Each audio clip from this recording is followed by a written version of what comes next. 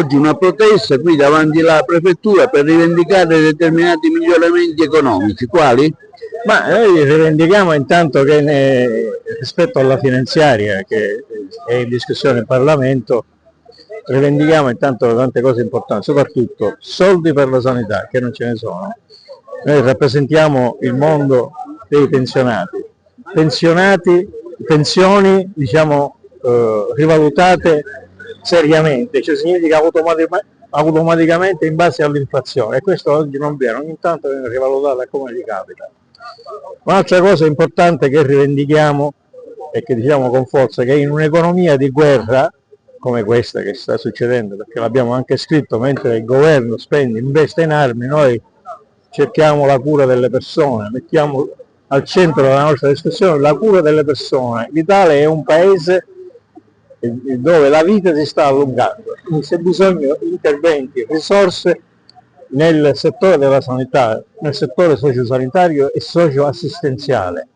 Noi in provincia di Agrigento abbiamo un problema delle aree interne, dove questi anziani sono soli, non ci sono servizi di prossimità, quelli che stanno nascendo non si capisce chi li deve, parlo delle case di comunità, con quale personale funzioneranno. Questo è quello che chiediamo, e noi chiediamo al governo che i pensionati paghino meno tasse di quello che stanno pagando, che ci sia un fisco equo, perché non è giusto che le crisi anche come queste vengano pagate solo dai più fragili, dai pensionati, dalle persone con disabilità e anche dagli impiegati pubblici, degli operai che non arrivano a fine mese.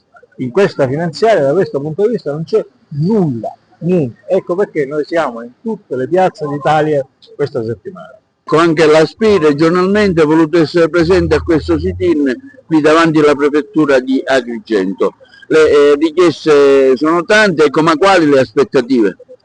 Allora, intanto lo SPI-CGIL in tutta Italia dal 17 al 21 sta protestando con sit-in, volantinaggio, assemblee e quant'altro per dire al governo nazionale di cambiare questa legge di bilancio, di incrementare le pensioni, di mettere più soldi nel sistema sanitario, nel fondo sanitario, di fare in modo che ci sia la 14ª, quindi di estendere ad altri pensionati la 14ª. Il tema è questo, che i pensionati e le pensionate hanno pensioni veramente molto basse e non riescono ad arrivare a fine mese, con i tributi che aumentano, con la spesa che aumenta, non si riesce veramente a sopravvivere e neanche a vivere.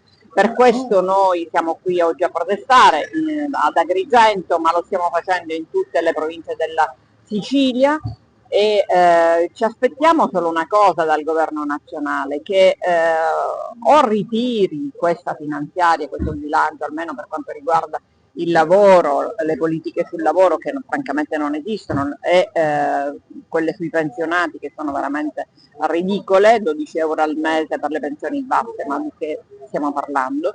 E l'altra cosa, ci auguriamo che la prefettura, ma sono convinta che lo farà, si comunicherà questo disagio dei cittadini, dei pensionati di Agrigento che vivono una condizione di difficoltà sia da un punto di vista proprio delle pensioni, ma anche perché il sistema di welfare per queste persone è veramente molto basso.